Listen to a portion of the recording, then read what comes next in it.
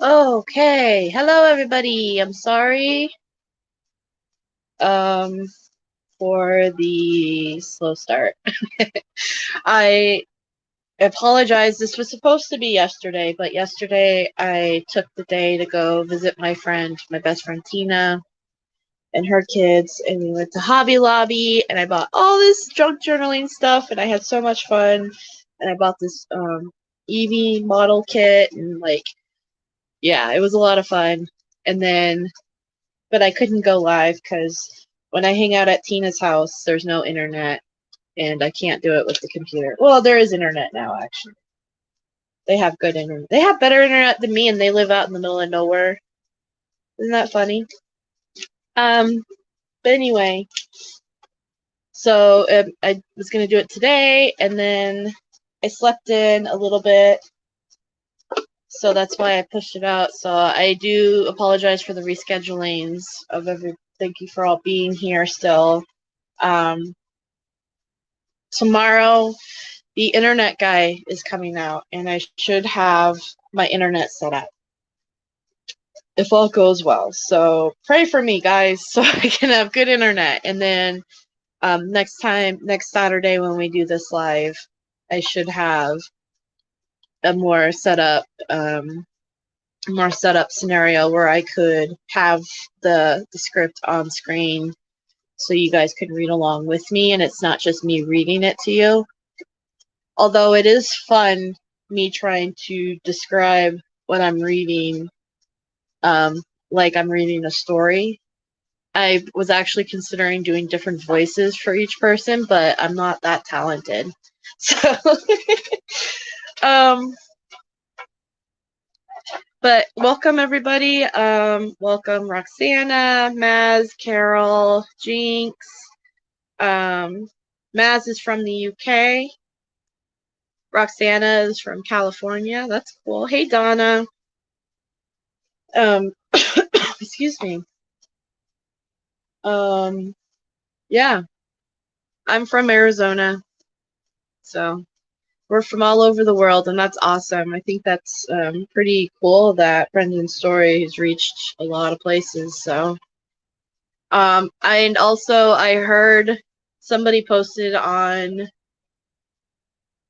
in our group that Making a Murderer is now trending on Netflix. So that's pretty cool, guys. I know I've been playing it every chance I get at my house while I'm home. I tried to set it up to play while I was gone yesterday, but I guess I have it set on my Netflix to only play one episode at a time and then stop and then wait for me to press go. I don't know how I did that or why I did that because sometimes that annoys me because I'll be like doing something while it's playing in the background and I'm hoping that it just keep going and it doesn't. It stops after an episode. But anyway, it's all good. It doesn't matter, I guess. But anyway, yeah, so it's really awesome, guys. So keep it up. We still got one more day. Yeah, that's Maz. That's how I did it yesterday. And I actually, so I'm going to play a quick TikTok I made last night because when I got home, and I had it on my laptop going because, like I said, I got a bunch of junk journaling, so I was junk journaling last night. But I caught a scene and I rewinded it and then I recorded it on my phone. So and I made a TikTok out of it. So I'm going to go ahead and play it.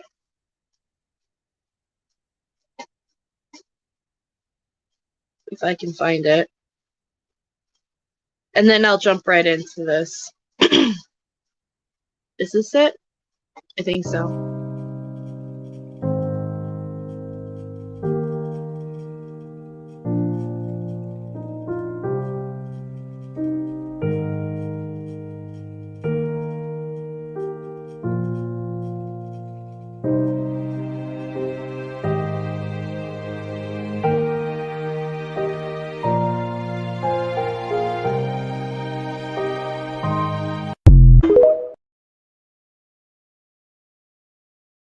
Yeah, that's it. you'll always need tissues, Maz. This is not, you know, I said this in our group, in our Facebook group, recently, to another supporter, because she said this is really hard for me to look at the postcards because they make me sad, and I was like, well, that's, essentially that's its job, is to, make you feel something when you look at it, because the more, if we feel sad, imagine how a regular person would feel, who's not involved in the case or researches it or anything. So, you know, that's the whole point, is that we show Governor Evers that this isn't fun, this isn't cool, this isn't great. Like, he needs to do something to fix this. This is awful and sad and heartbreaking, and you know, and so that's why, you know, and it I love seeing Brendan happy and smiling, and when I hear him laughing, and it really uplifts me. And that's why also I do, you know, we do things that make him happy, because it's important for him, it's important for us, but the reality is that it's a really tragic case. So, yeah. And but I hope you guys did enjoy the TikTok. I'm gonna post it in our group. If anybody wants that video, I can send it to you on Messenger, and you can post it places too if you want. I'm not against doing that. So, or even I think I have it set up on TikTok. If you guys go to that TikTok, Innocent Brendan Dassey on TikTok, you can download those videos too from the TikTok and then save them to your phone. And then you can share them out if you want. So, the whole story that touches your heartstrings. Governor Evers don't give a flying duck on how we, well, you know, and it's starting to feel that way sometimes, but, you know, we got to keep hoping that there's some humanity left in Governor Evers, so where he will decide to do something to help Brendan. Until then, I'm not giving up on doing everything I can, and it doesn't matter who it is, Governor Evers, Josh Call. If his lawyers come out tomorrow and say, let's all talk to this person, or let's all send messages to that person, I'd be like, give me their name and address and I'll send them letters and postcards. Like, you know, it doesn't matter to me. So, but anyway, let's continue. So last time we left off, we're still talking about post-day conviction, which happened in 2010. And this is a post-conviction motion hearing. So, and this is day 3. So I'm skipping all the formalities. So at the beginning of the court day, the judge says, okay, who's here, and then everybody kind of does a roll call for the record. And then they're talking a little bit about their court stuff. See, I still have to refresh it, so pardon me, because my internet sucks. Oh boy. Soon, my friends, soon I shall have better internet.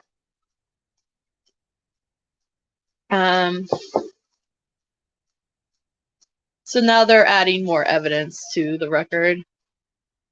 All right, now we're going to continue with cross-examination. So last time Drizzen was examining the witness or the expert, and then towards the end of that live, I pushed on, and then Fallon started to cross-examine Dr. Richard Leo. And just to remind everybody, Dr. Richard Leo is like, knows his shit when it comes to false confessions and I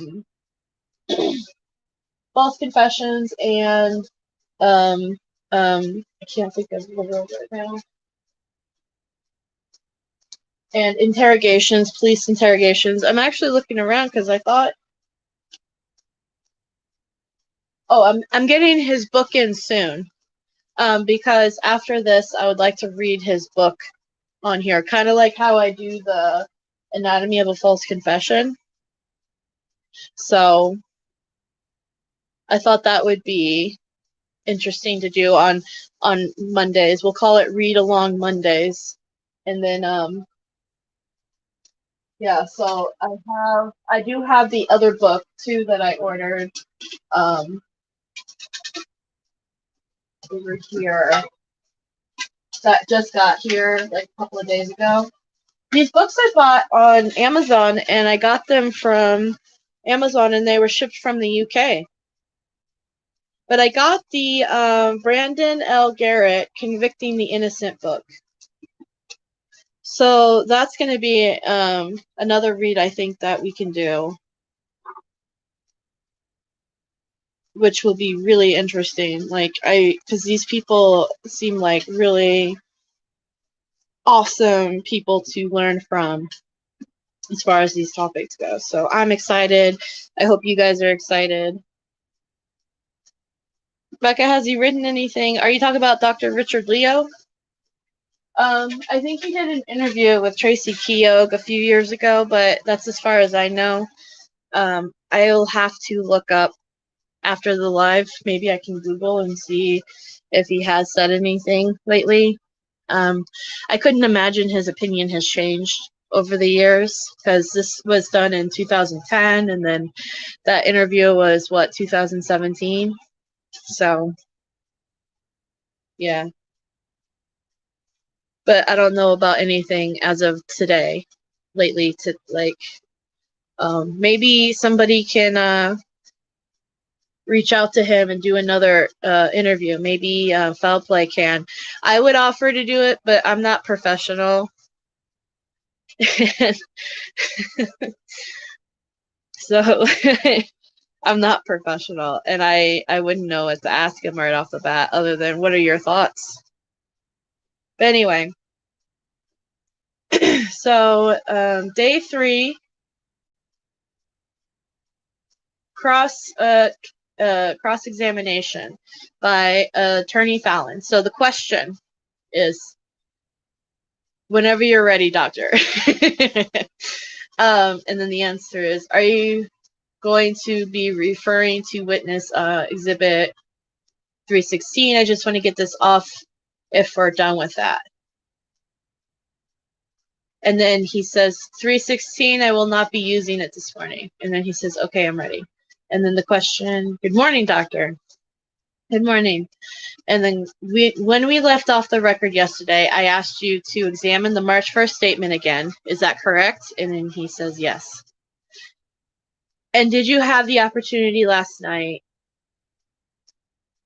Oh, and did you have that opportunity last night? I hate how they have to like keep asking almost the same. Like they can't just like, when I left, I asked you to read the statement, and then he says yes. So I guess in my mind, I assuming he read the statement, but then he has to ask him, did you read the statement? I hate that. But I understand why they have to do that, because it has to be on record. You know, they have to, you can't just beat around the bush. So, answer, not to read the whole thing over. I thought what you asked me was to try to figure out the times when it started and ended. Question. That was, but the specific question that brought us to that point was, is it not a fact that Mr. Dassey, in effect, confessed within the first 90 minutes of the interview on March 1st? Now, they have a note here.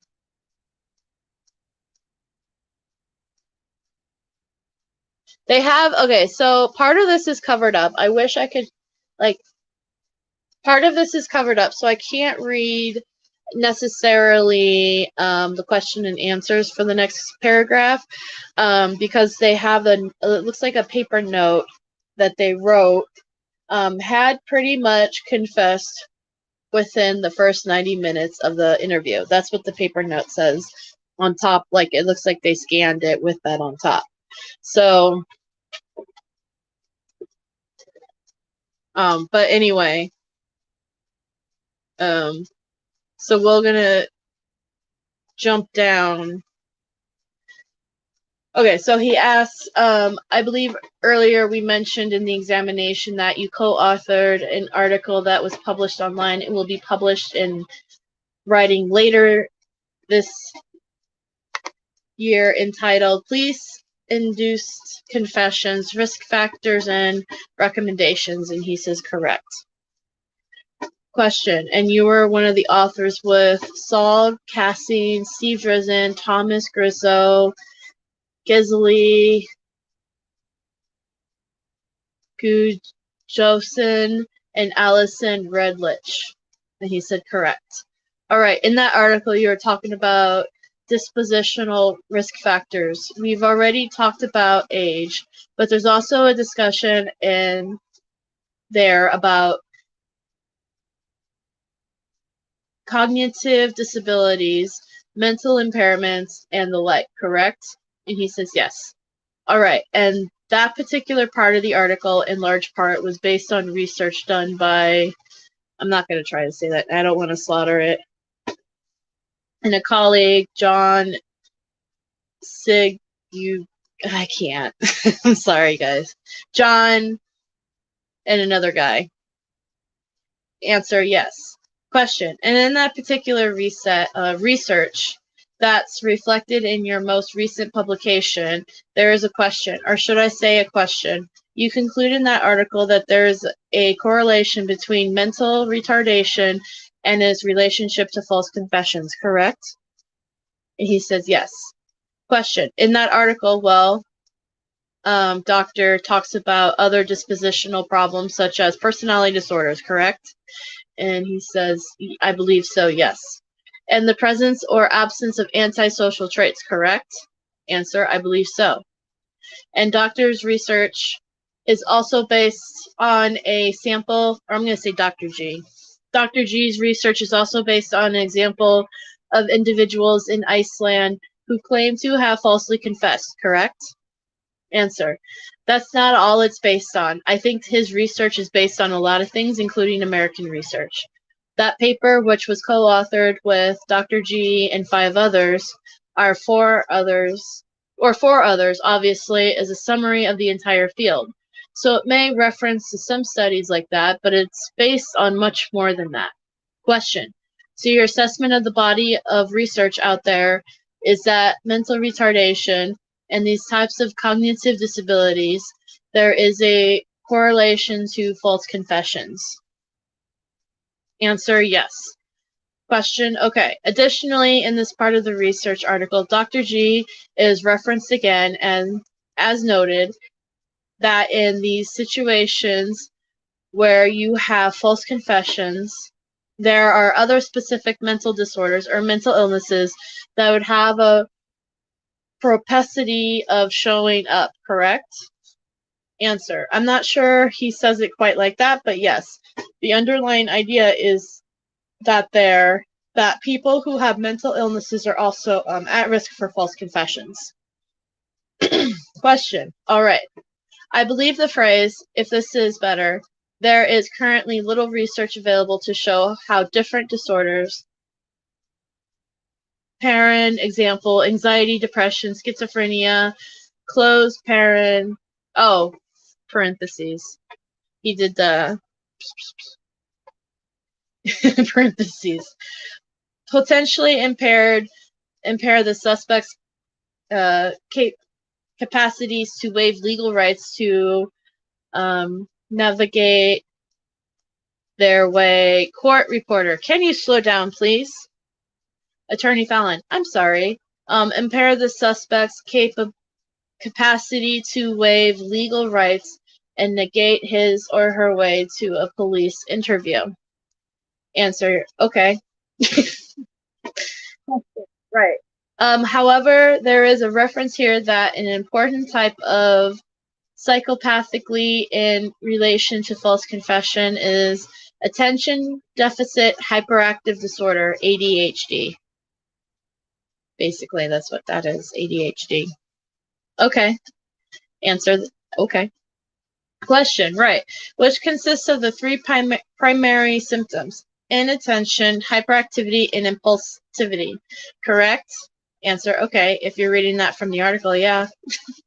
Question, I'm reading from the article. Well, would you like a copy of the article? Answer, yeah, that would be great, thanks. And then Attorney Dresden, counsel, when you're referring to the article, do you mind citing a page number? And then he did. Sure, I'll try. Counsel, although the pages are not numbered on the publication that I have, but I'll, okay, reference those sections. I may approach the witness, Your Honor.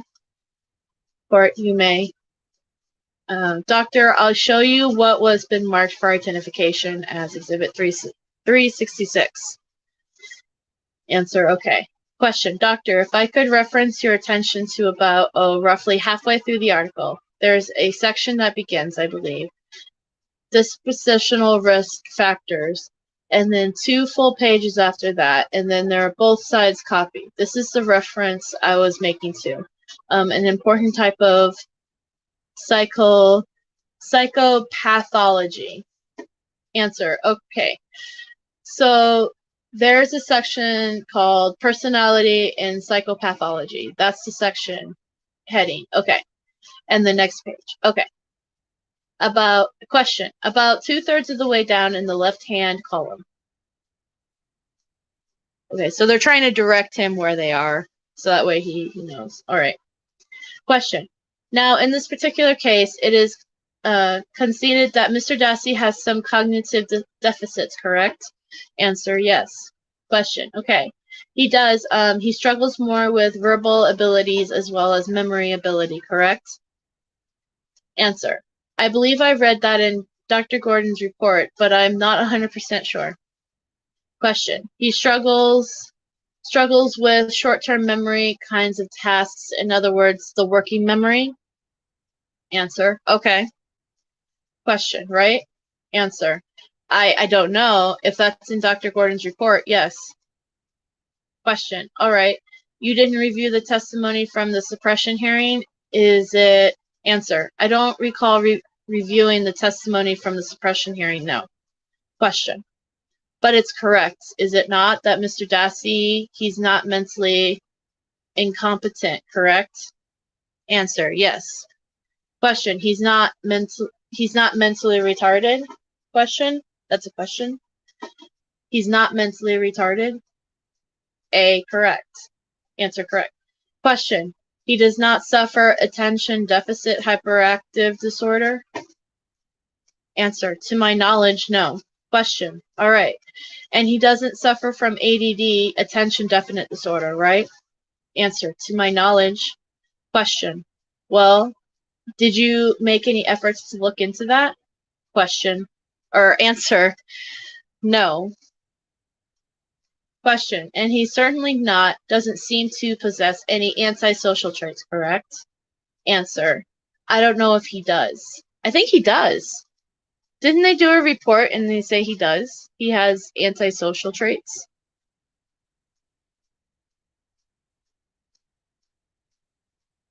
I'll have to look into that. I thought I saw a report when he was younger that he has from like middle school, they did a report and it says he has antisocial traits.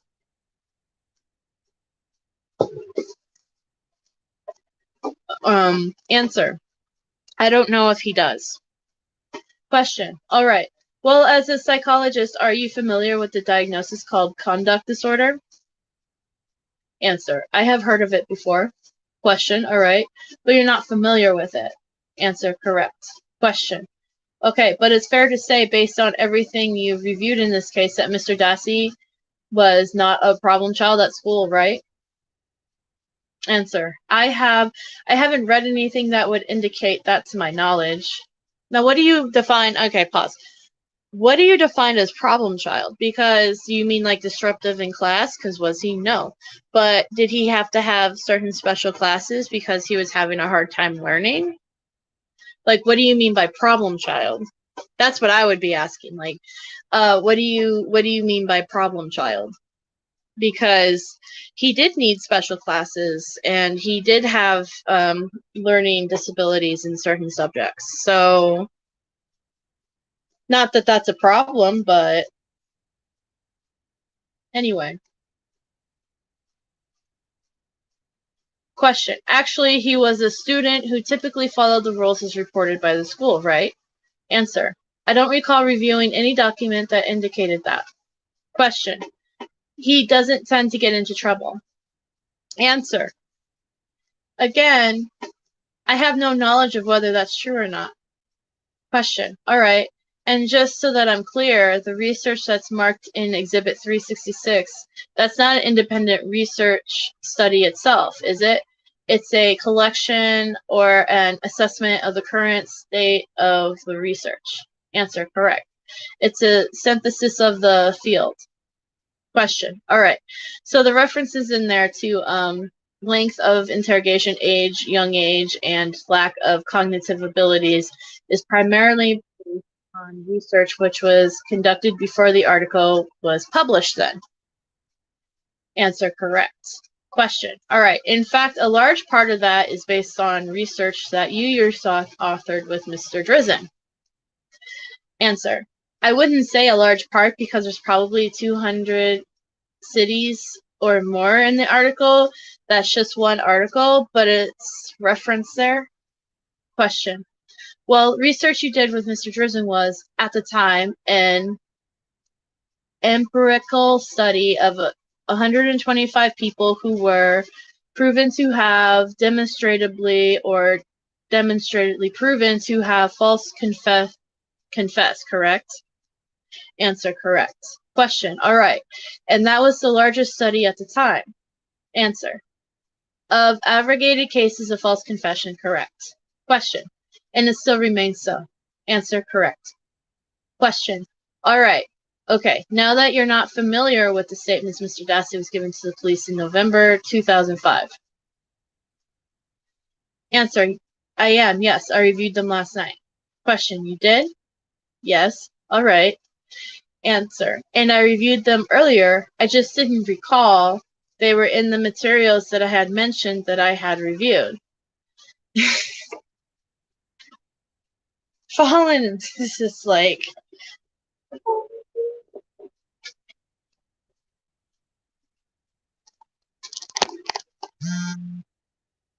Yeah.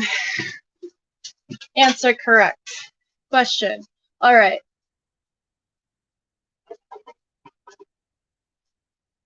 Answer. Actually, an admission of my testimony yesterday. Question. Now, in those November interviews, Mr. Dassey, he was or was he not in custody? Answer.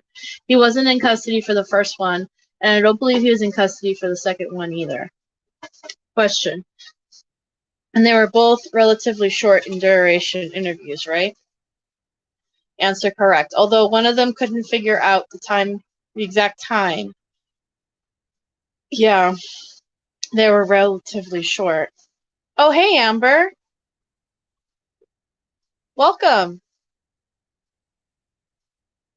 Question. In fact, the second one was 25 minutes. Answer. Correct. Question. First one was, would you quibble with about 53 minutes? Answer. I think that's what you said yesterday. No, I couldn't quibble. I wouldn't quibble. I don't know why they call it quibble. Question. And in those interviews, he was in the back of the squad car, correct? Answer. Yes. Question. And the back of the police car is a rather confined and narrow setting, correct? Answer. Yes. Question. In fact, there were 3 officers who were admittedly throwing questions at him, right? Answer. I believe so. Question. And in that particular area, we will take the November 6th one. Mr. Dassey was steadfast in denials regarding having knowledge of anything that his uncle may or may not have done. Answer. Correct. In fact, he was even found to be inconsistent with whether or not there was even a bonfire the night of the question, October 31st, 2005, correct? Answer. I don't dispute that. I just don't recall that specifically. Question. Well, didn't he originally tell the officers he thought the fire was either Tuesday or Wednesday night, the 1st or the 2nd of November? Answer. I don't recall specifically. Question. In both of those interviews, the officers were far more confrontational with Mr. Dassey than they were on any subsequent interviews, correct? Answer. And again, this is also, they put another sticky note over the notes. And so it's hard for me to read this next block because the sticky note says, I should have played the tapes from November. Oh, I think this might be Mr. Drizzen's notes on, yeah, you know what? I think I'm reading Mr. Drizzen's notes on here. Hey, Red Door Woman. Hey, Amber. I had no clue you did this. I'm really passionate. Oh, yeah. I'm really invested in Brendan's freedom. I do a lot for Brendan. I joke with people and say, or actually, because a lot of people also in here or in the chat or from the Foul Play channel. If you guys check out Foul Play on YouTube, they do a lot. And the running joke in there in Foul Play is that, oh, we're not addicted. We can quit at any time. But yeah, no, we're pretty dedicated to this. Do I talk to him? Yes, I talk to him. He's a good friend of mine. And a lot of this channel is for him. I set this channel up with another friend 2 years ago, I think now. And the whole purpose of this channel is to try to educate people on his wrongful conviction and ways we can help him. And also is kind of like a thing for when he gets out, he can come back and he can obsessed or something, yeah. And he can come back when he gets out, he can come in and see everything on this channel because I upload little videos of supporter pictures and events we do and all sorts of stuff for Brendan. So we try to keep it positive here, but I do oh, my boss just texted me. But yeah, we try to keep it 100% positive, no bashing of the family and all that for Brendan, and yeah. But if you guys are really interested in everything I do or want to do, in the description of this video, there's like a bunch of different links of like Facebook groups, Discord stuff, and all that stuff that we do. If you guys are, or if you want to write to Brendan yourselves, I'll probably go over that at the end of this video. Red Door Woman, I love Richard Leo. I got hooked on studying interrogation. Oh my gosh, Richard Leo has been absolutely this, reading these court transcripts. So I'm reading the post-conviction motion hearing from 2010, and Richard Leo has been absolutely insightful on just with his cross-examination and all that. And I have his book coming to my house soon. Because right now I'm reading a book called Anatomy of a False Confession by Michael Chinchini. Mondays, I read a couple of chapters from that. And when I'm done with that, I'm going to read Richard Leo's book, and I'm going to read Brandon. I want to read also Brandon Garrett's book called Convicting the Innocent, about criminal prosecutors. So I'm excited for those things. Anyway, so right now I'm just reading the court transcript. It's pretty close to done because Fallon is Attorney Fallon, who is the state prosecutor at the time, who's cross-examining right now. His stuff isn't that long. It's kind of confusing to me because it's like he's trying to make a point to say that since Brendan doesn't have ADHD, since he doesn't have certain things that fit into the criteria of what Dr. Richard Leo studies as part of being a false confession, that must mean that it doesn't apply to Brendan. But the reality is that false confessions can happen to anybody. It could happen to anybody of any intelligence, of any mental health status, of any. I mean, I've seen a false confession happen to a police officer. There was a police officer, I can't remember what state or what his name was, but he was charged and put in prison for a little bit for the death of his wife and 2 kids. And he was a police officer, and they still interrogated him, and they still got a false confession out of him, and still got, you know, him thrown in jail. So, I mean, it could literally happen to anybody. So I think that's what Fallon is trying to say is that, well, because Brendan doesn't fit the criteria of what you think that Dr. Richard Leo wrote in this article, then it doesn't apply to Brendan.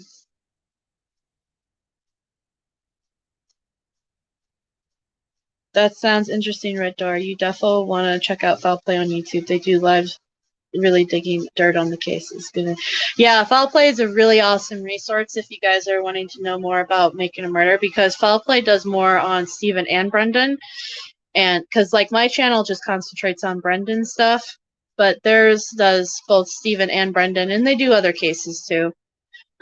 So Foul Play is what.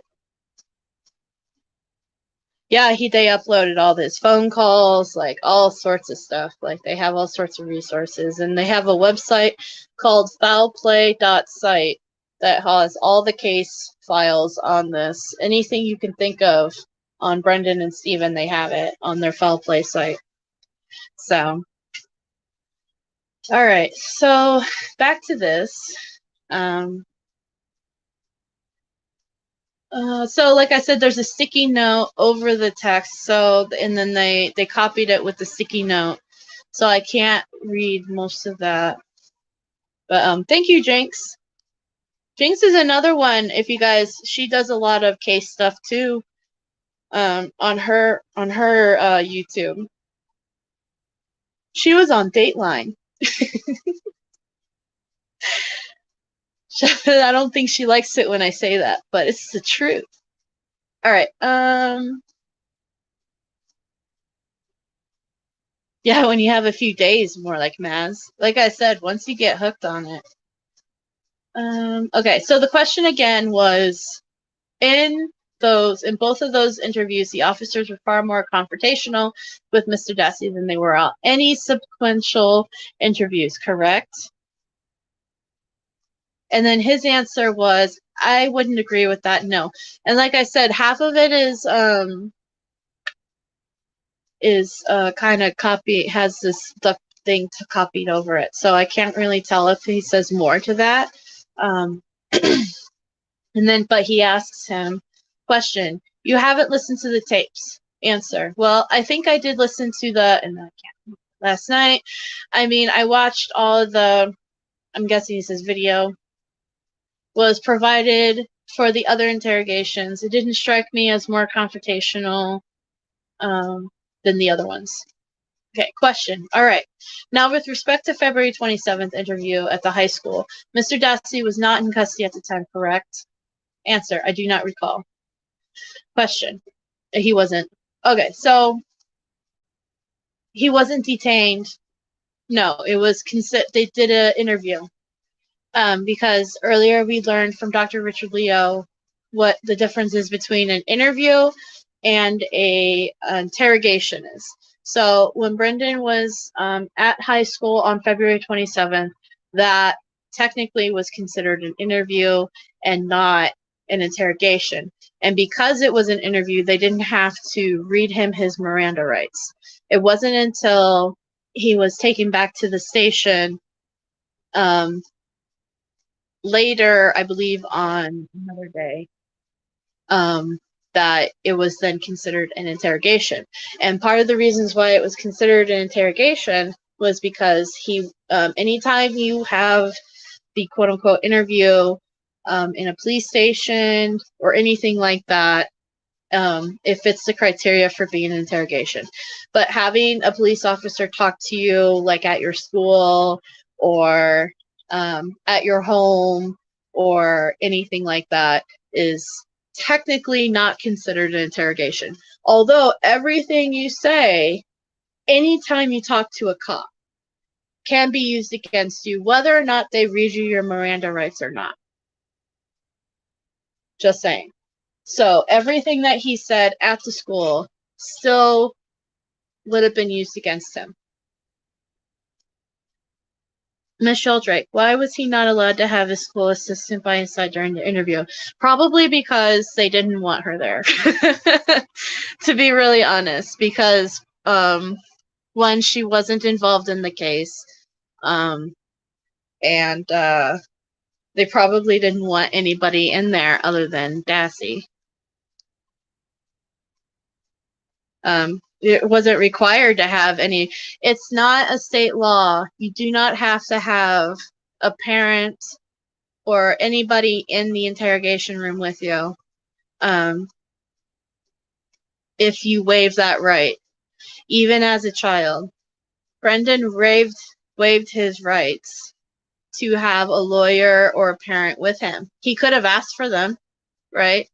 But he waived that right. He could have said, I want the student assistant here. But because there isn't a law, and he waived that right to a lawyer and his parent, which I think that's stupid. I don't think a child should be able to waive those rights. I think there should be a law, created to where you have to have a lawyer or a counselor or somebody who understands to be in there with the child.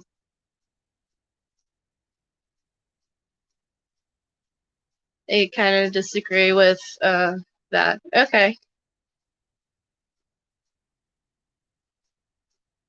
Yeah, he didn't understand. He didn't understand what was happening to him.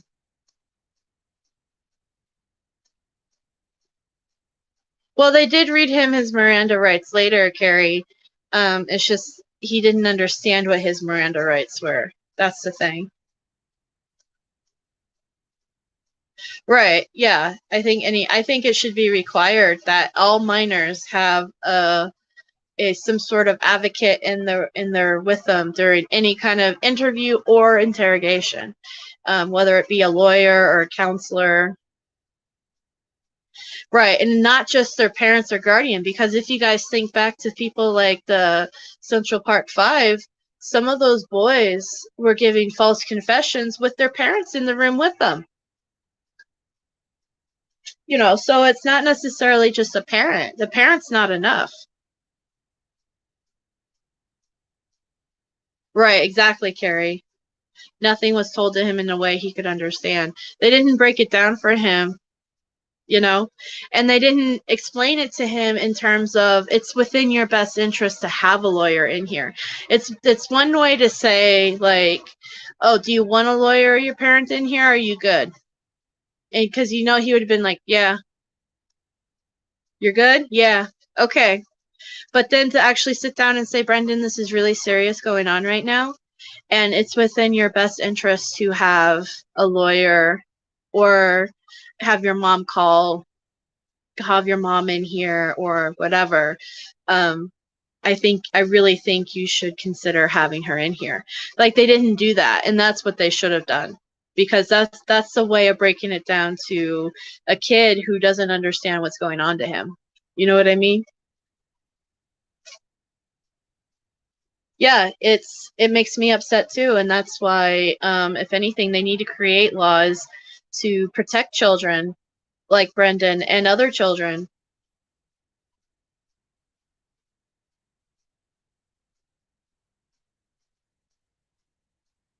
Oh yeah, no. Yeah, no, it's awful, Red Door Woman.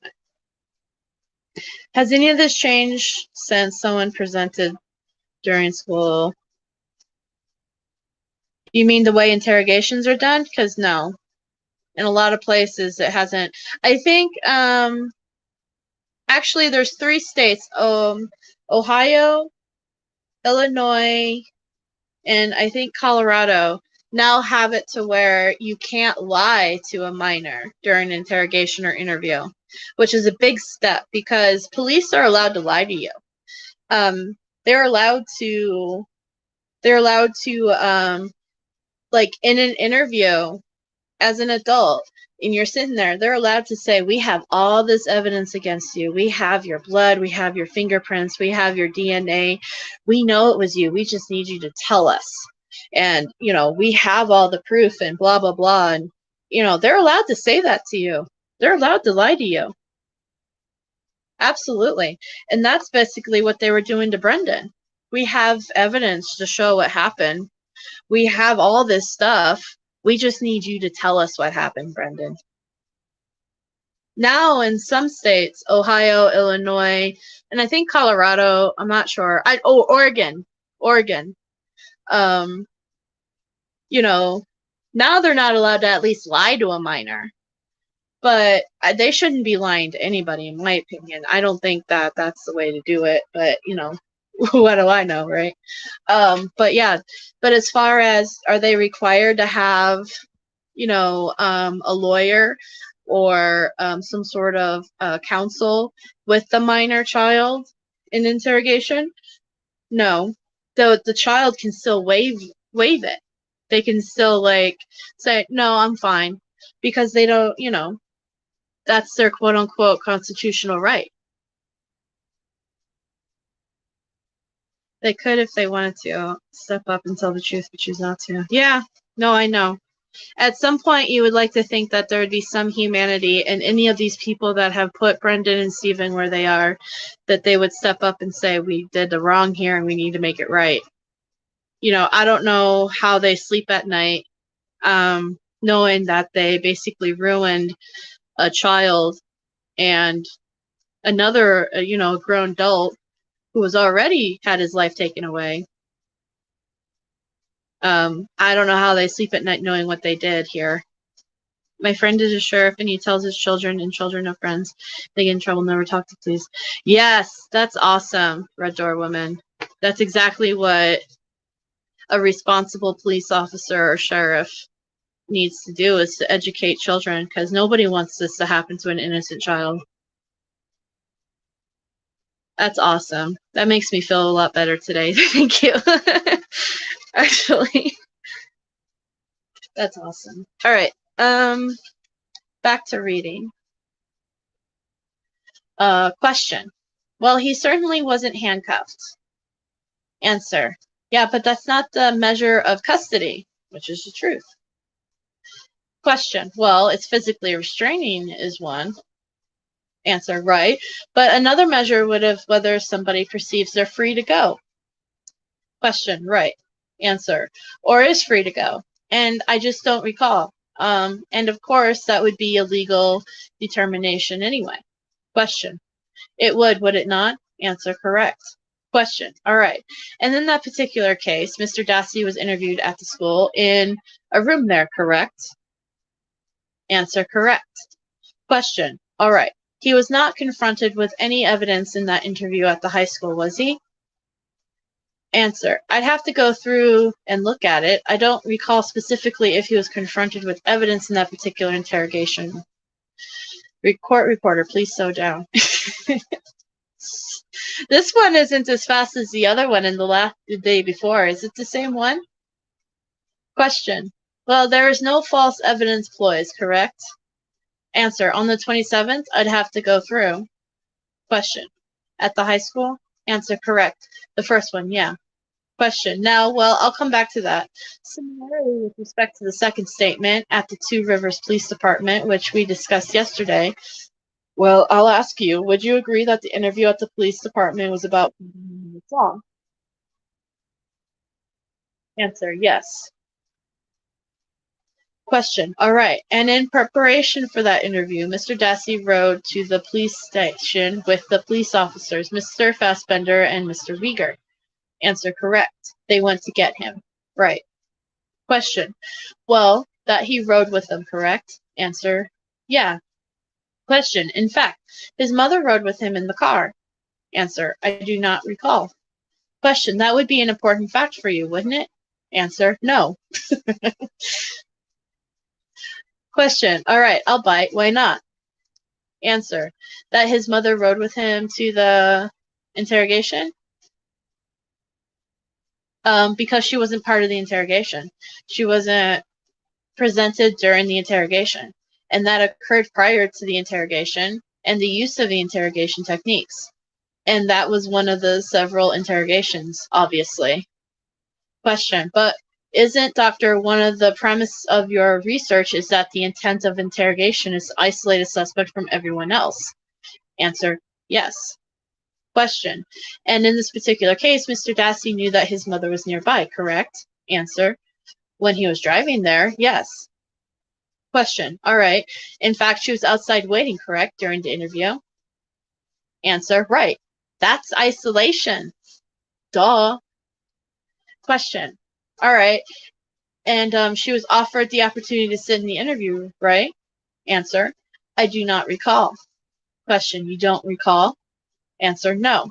Question. All right. In the statement at the Two Rivers Police Department, the second statement on February 22nd, Mr. Dassey wasn't confronted with any evidence, correct? Answer. During the interrogation? Question. Right. Answer. I'd have to look at the interrogation. Question. You don't recall?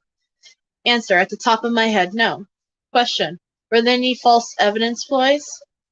Answer. Again, I do not recall in that particular interrogation off the top of my head. Question. Now I'm going to come back to this superior knowledge thing, and in a few minutes, so I haven't forgotten that.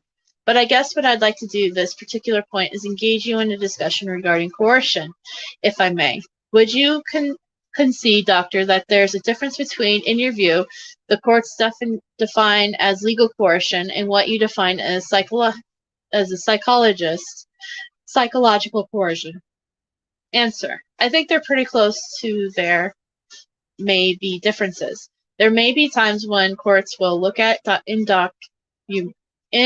documents and say they don't rise to the level of promise or a threat, or may interpret the totality of interrogations as not overbearing someone's will. But the definitions are very close.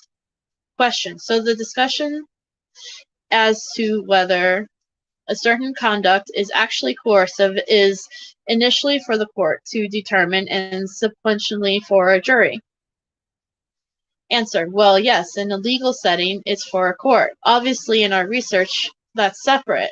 It has nothing to do with the courts. And then in state, what permit that, yes, it's secondly a jury issue. Question. All right. Would you agree that the concept of coercion is sometimes expressed along with continuum? Answer. Yes. Question. In fact, a lot of the research you've done on the history of coercion in this country, you talk about what was formerly known in the 20s, 30s, and 40s as the third-degree interrogation. Answer. Correct. Question. And oftentimes, that involved physical force or violence, correct? Answer. Correct. Question. So you would agree with me that on the extreme end of the continuum of coercion, you would have physical violence or bodily harm, right? Answer. Correct. Question. A threat of death, for instance, would probably be highly coercive. Correct. Can you think of any circumstances where such a threat of death would not be highly coercive? Answer. Unless the person really wanted to die, no. Question. Right. So the only possible one that might trump that is if a loved one of somebody's life was threatened rather than your own, that might be the ultimate level of threat coercion, right? Answer. Correct. Okay. And there's no doubt in your mind about that. Answer. Well, I mean, I want to give a little bit more thought, but no, I wouldn't think as a parent that threatening the death of a child would probably be the worst thing you could be threatened with. Question. Okay. Now, would you agree that coercion came from many places? Answer. Sure. Question. Many sources? Answer. Sure.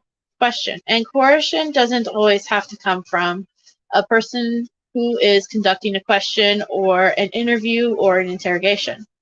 Answer. Right. There could be other sources of coercion. Correct. Question. Right. And in fact, a family could be a source of coercion for somebody in making a decision to provide information or not provide information. Correct. And then that's when Drizzen interrupts and says, Judge, I'm going to object. This is beyond the scope of the direct. We're not here to talk about what may happen outside of the interrogation room. Dr. Leo is talking about what happened during the interrogation process. The coercion was raised during the direct counsel, and it's Wisconsin, and cross-examination is wide open, so your objection is overruled.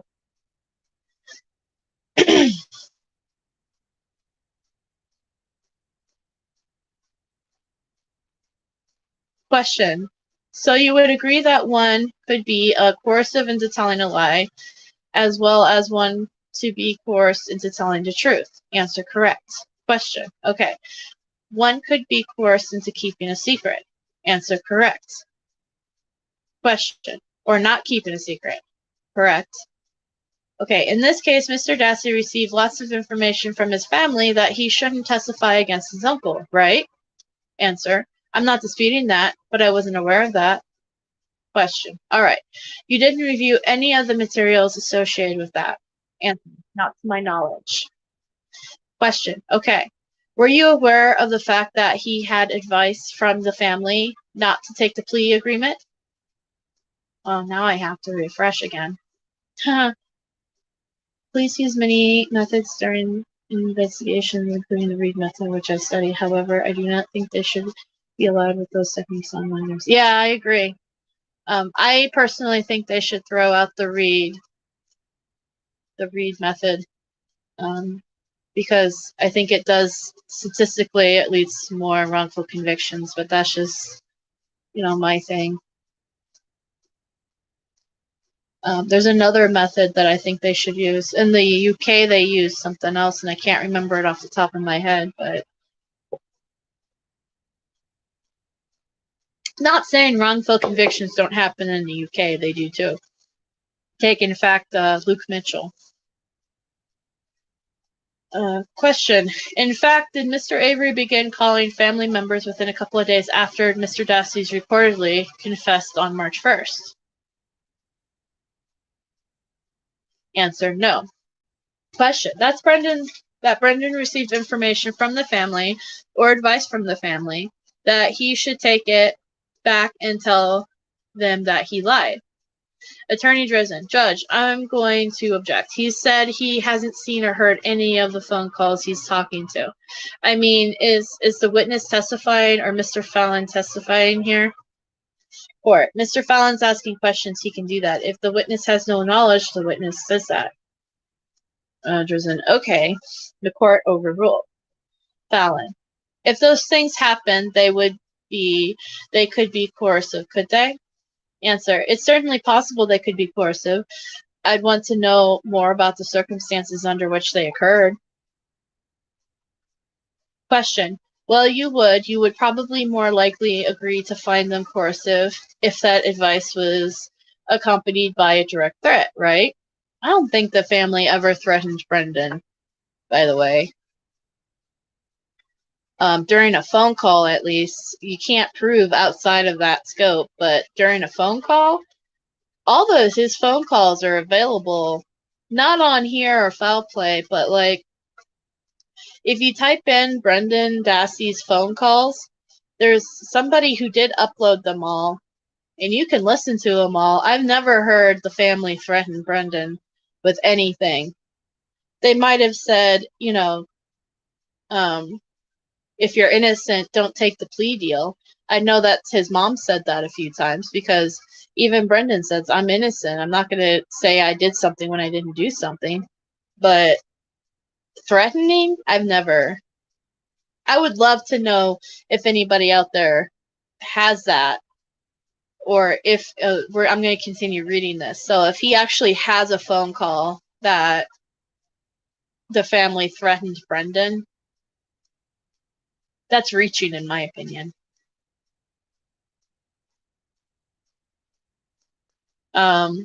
Answer. If they were accompanied by threats, one might find them coercive, but it's very different context, obviously, than being threatened by a police officer.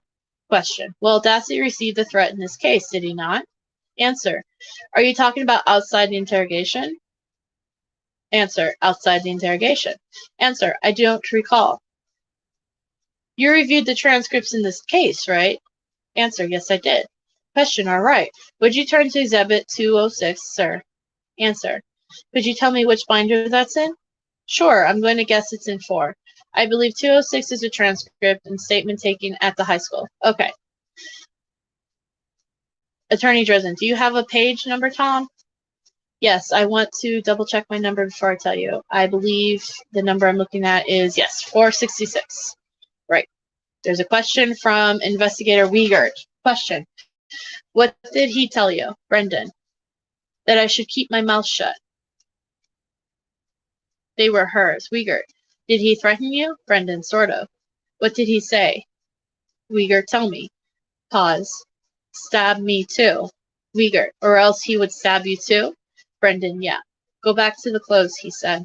Those were whose clothes? Teresa Hallbach's. Witness. Okay. Question. All right, so that could have been taken as a threat on the young man's life, correct? So they're talking about the when they were interviewing Brendan at the school, and Brendan said that to keep my mouth shut, and Stephen said he would stab me. But we could argue if that even happens, because none of the other things that Brendan talked about happening during these interrogations actually happened.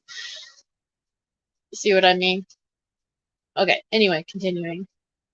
Answer, yes.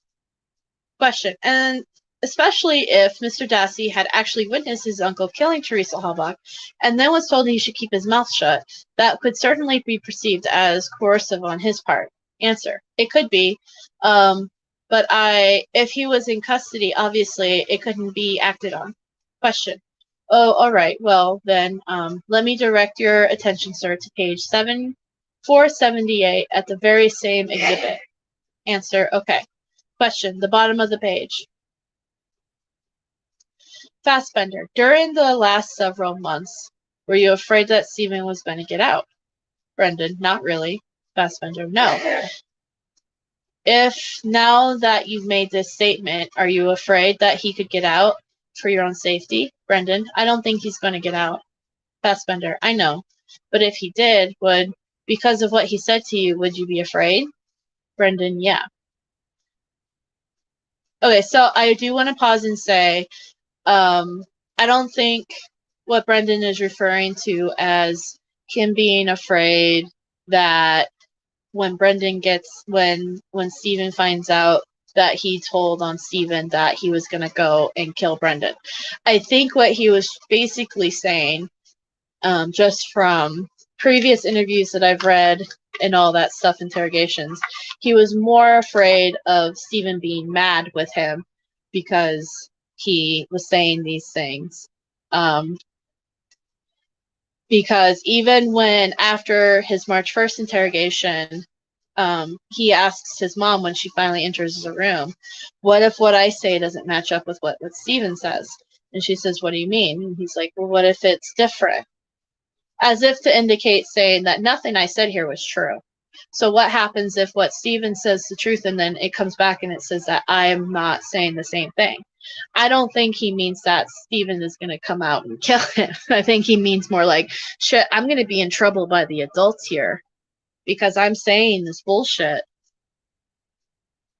Hey, Paul.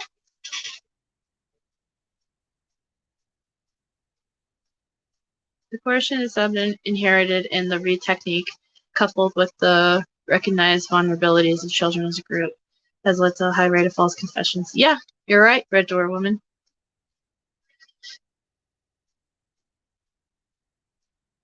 Welcome, Paul.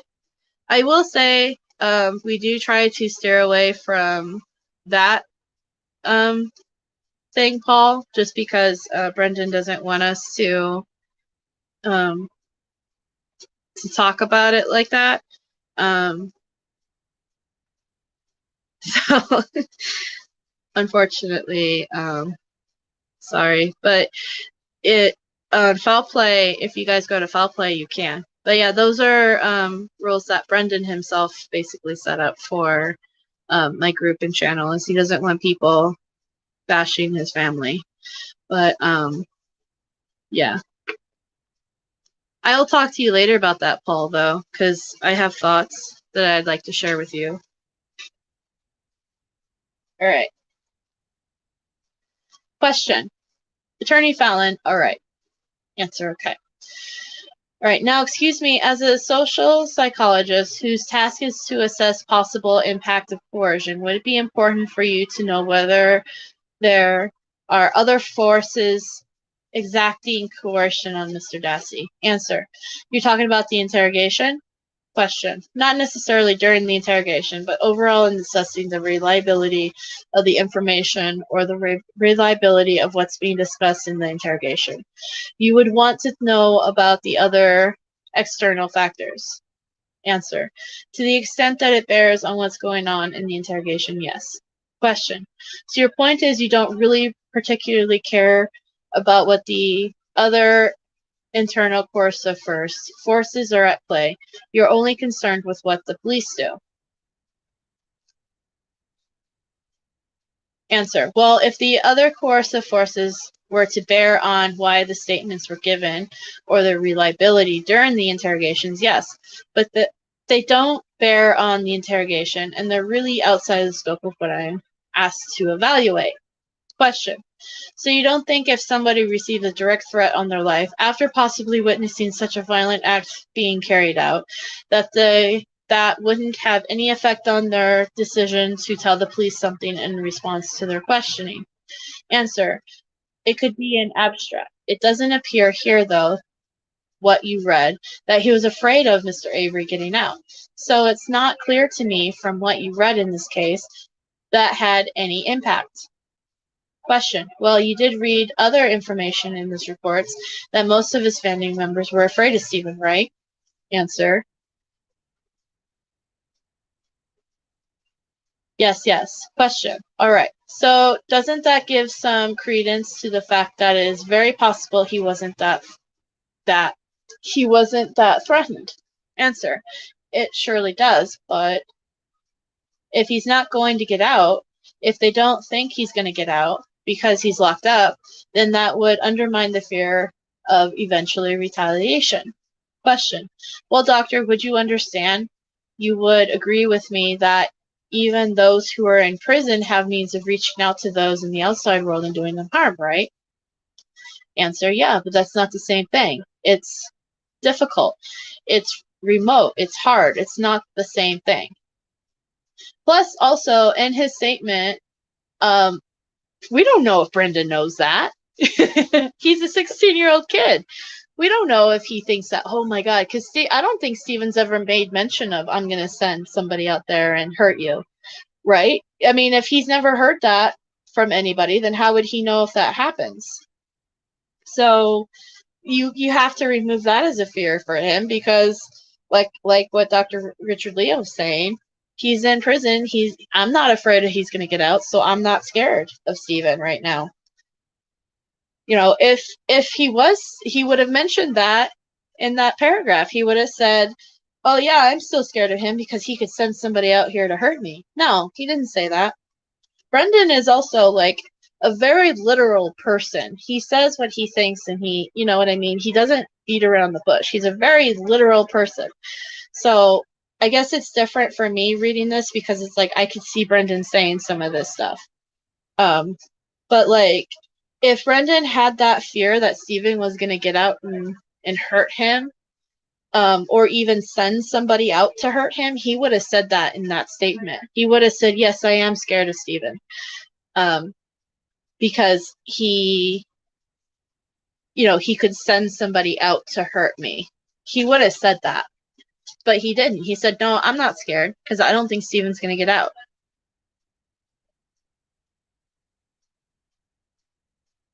Question. So it's your assessment here that any potential coercive effect from Mr. Dassey and the rest of the family on Mr. Dassey had nothing to do with his decisions to tell the police that he told them on February 27th or March 1st. Answer. It didn't appear to me, and based on the materials I reviewed. Question. All right. I'm going to digress for one moment and ask 3 points to what I admitted to ask you about the introduction discussion we had yesterday.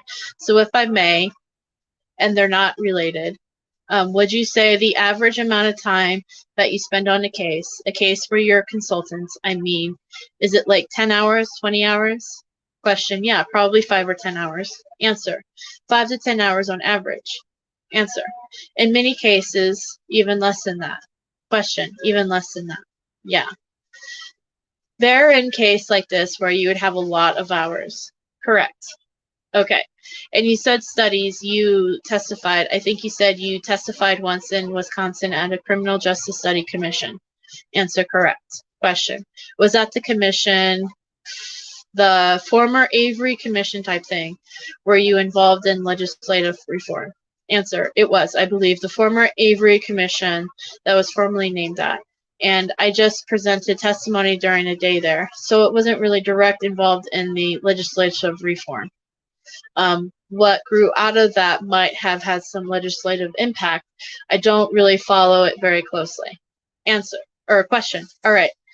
Just so that we're clear, I know we've had a lot of discussion about this yesterday, but would you agree that the interrogation techniques employed by Fassbender and Wiegert aren't really following the Reed model of interrogation? Answer. I'm sorry. I'm not following. Question. Are not? I mean, there's a couple of tactics. Yes. Yeah. Question. But it's not. But they didn't follow the Reed technique, right? Answer. Well, I would say they don't do a mathematical application of the Reed technique. So to explain the Reed technique, yes, there are some 9 steps. And here's what you do in step 1, and here's what you do in step 2, and here's what you do in step 3. And almost nobody does formulatic following of that. There are elements of the Reed technique presented here. Question. Elements. But there are elements of other interrogation techniques as well. Answer. Well, I'm not sure I would say that. There are techniques that are not a part of the formulatic 9 steps of the Reed method, but there's nothing that's part of the separate method that is not the Reed method. I mean, the Reed method really does. The Reed method is really an umbrella of a lot of different techniques, emphasize specific steps to deliver the techniques. Question. Okay, all right, doctor. I want to talk about inducement right now. In your testimony yesterday, I believe you referenced one of the set of inducements as low-end inducements, correct? Answer. Correct. Question. All right. Now, low-end inducements may be something that appeals to one's religion, character, or sense of morality. Answer. Correct. In other words, to do the right thing and tell the truth. Correct. Type of thing. So if or an appeal one's conscious of one may not be religiously motivated. Answer. Correct. Question. All right. Now that these low-end inducements, of which were in this case, right? Correct. All right. These low-end inducements, they are certainly permissible in your view, correct? I got it in here. Sorry, I didn't know you were into this case. I have been involved in this for years. Oh, yeah, I've been heavily invested in this case for years too, Paul.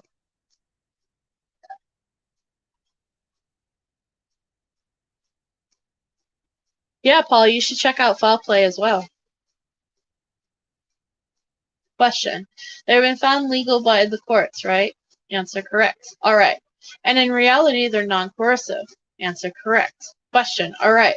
Now, I think you also testified that there are some systematic, or I think you might have used the word mid-range inducements, which are presented in this case. In fact, there are several clips played by counsel.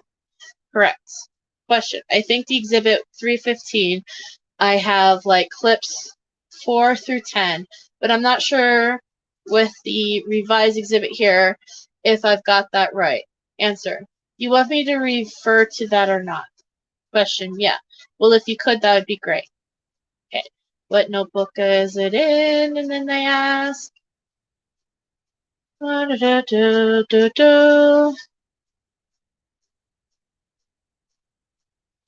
Okay.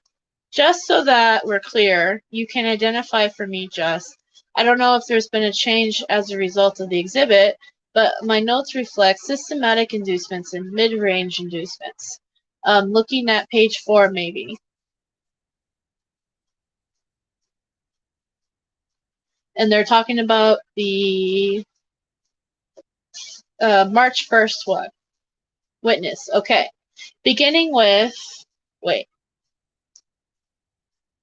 All right, so anyway, he interrupts him and says, wait, I think I have overshot the mark. Let me back up. I'm sorry. Go back to page 1, and I have clips 4 through 10, which would be pages 1 and 2.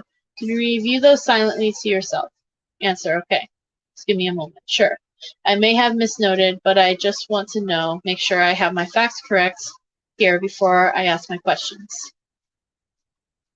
Okay.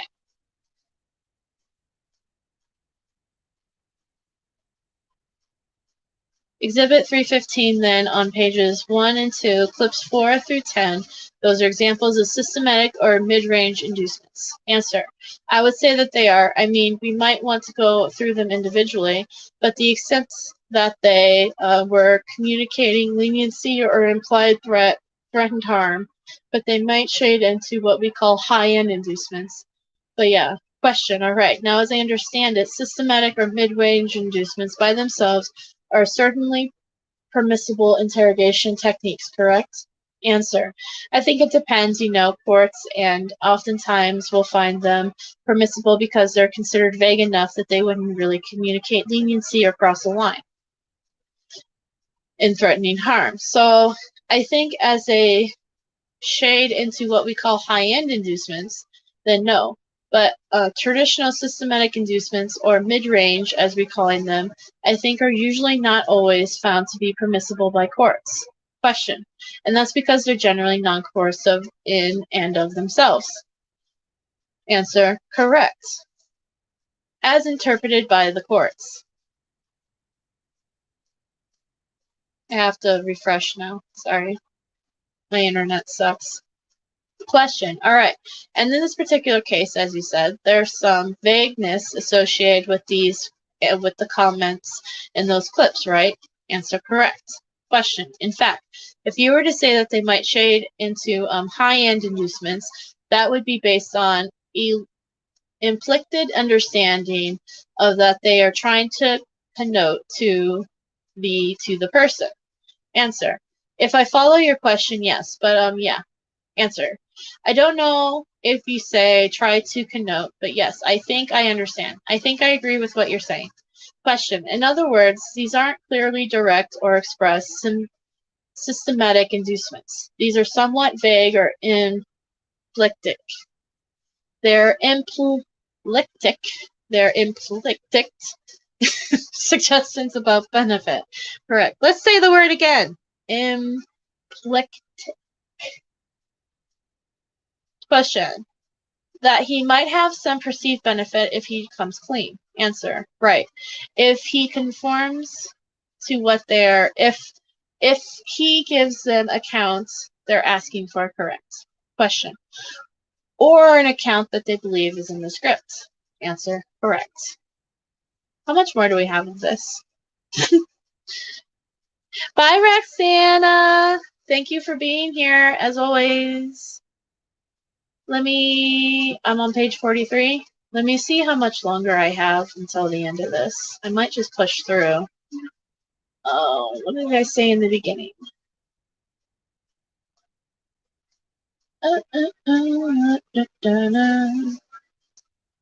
Oh, we still got a few more. So I think I might stop here, actually, because my voice is going and I'm tired. And I have to work tonight. So I have to go to bed soon again.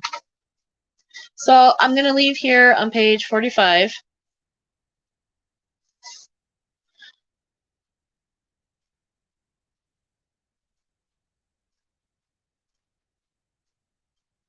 Right. I agree, Paul. I think it's part of the reason. I've often stated in other lives that I don't know necessarily if it's about money. Because the reality is that so Wisconsin has a cap of $400,000 in wrongful conviction that the state owes the person if they can prove it's a wrongful conviction, and yeah. So when Stephen's lawyers, when he came out the first time and they sued for the $36 million, Stephen may not have realized it, but I think the lawyers realized he wasn't going to get $36 million. That number was a point. It was it was more of a, I'm making a point here by saying his life was worth more than just $400,000. It was worth, unlimited amount of money. Human life is priceless. So they chose a number, a really high astronomical number.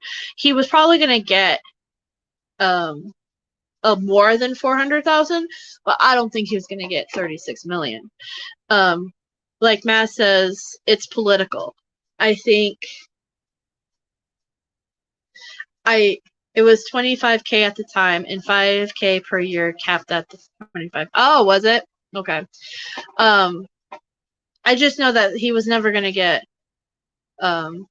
36 million. Oh, and then he got 400,000. That's right, Jinx. He got 400,000 as a settlement anyway. So he still got more than what the cap was. Okay. But anyway. Thank you, Jinx. But yeah. So I think my personal opinion is that something happened before Stephen was even born that made the Averys some sort of hated target, and something, and a lot of people think it goes back to even when Stephen was a young adult and he was interacting with Sandra Morrison, and that whole interaction thing, when he pulled her over with a shotgun, something happened, and they just had it out for him from the get-go. And I think when they first got him, it was just because, F you, Stephen. And then I think when he got out, it became more of an embarrassment for them. And so that's why their goal was to put him back in prison. Honestly, that's just my opinion. It could be, at this point, I think the reason why they're keeping him in prison is because, one, the government will never admit they're wrong. Especially at state level, they're never going to admit they're wrong, and you basically have to force them to admit that they're wrong. So they're never going to let Stephen and Brendan out without a fight. That's just a fact. And two, it would be really embarrassing for them to have somebody wrongfully convicted twice in the same state, in the same area. I think it's more like Matt says, it's political, but I also think it's more personal at this point. I don't think it has anything to do with the money.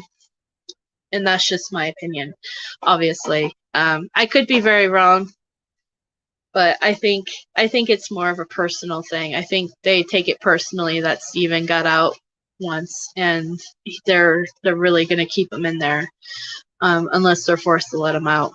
And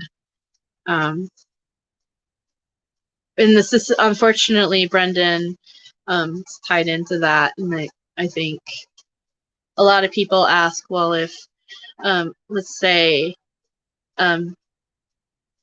unfortunately, the reality is that Stephen could die in prison. Let's say Stephen dies in prison, would they then let Brendan out? Who knows? Because the state's never going to admit that they did wrong here. I highly doubt that they would, unless they really, I don't know.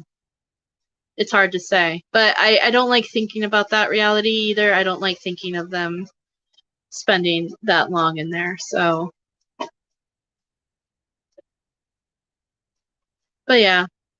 Thank you all for being here. Thank you for the new people that showed up. That's really awesome that you guys showed up. I hope to see you guys in here more. If not, that's cool. But so my usual spill before I leave. If you want to write to Brendan, make sure you send it to this address. Please make sure you put your full name and return address on the envelope so he can receive the mail. If your full name and return address is not on the envelope, he will not get the letter. He loves receiving mail from all over the world from people. And he really appreciates all the support that he gets. And then I'll be making more postcards here soon. I believe the vote in our group on Facebook is almost over. And the popular vote will win. And so I'll be making more postcards here soon. But I still have some. If you guys want a postcard here, email me. If you're in America or anywhere else in the world, email me at brendantalks89@gmail.com. If you're in the UK, please email ukpostcardsforbrendan@gmail.com, and we'll get you some postcards. Like I said, the brand new postcards, the vote I think should be done either today or tomorrow, and so I'll get those made, and yeah, and we'll get those sent out to you. I still have Stephen postcards left, so if anybody wants Stephen postcards, you have to email me at the brendantalks89@gmail.com, because the UK, the woman who does the UK postcards does not have the Stephen postcards. Only I have the Stephen postcards, and so I have some left over from that, and I am going to be making more Stephen postcards, but I'm going to be making a different design, and a lot of people requested a postcard with his face on it, so I'm going to be doing that. And tonight I'm going to be working on the merch shop and updating it and getting new stuff out. And then I'm also tonight going to be making a post because a few people have made a request for a t-shirt that includes all of the supporters' names on it. So I'm going to be making a post in the Facebook group and on the Discord. If you want to have your name included on that, you have to give permission to that. I'm not gonna include everybody's name in the group or anything. You have to comment with the name you want me to use. But we're definitely going to be doing that. It's going to be the last Friday we talked about the We the People t-shirt, so that's what it's going to be. And then I'll be back tomorrow morning to read the book I've been reading, Anatomy of a False Confession by Michael Ciccioni. I'll be reading that tomorrow morning after work. And yeah, we're halfway through that book. So I'm excited. I'm excited for the next books coming up. And I'm excited for the merch shop stuff. And yeah, we got a lot of cool things planned. So, all right, that's what I have. And I am going to see you all later. What should I end this on?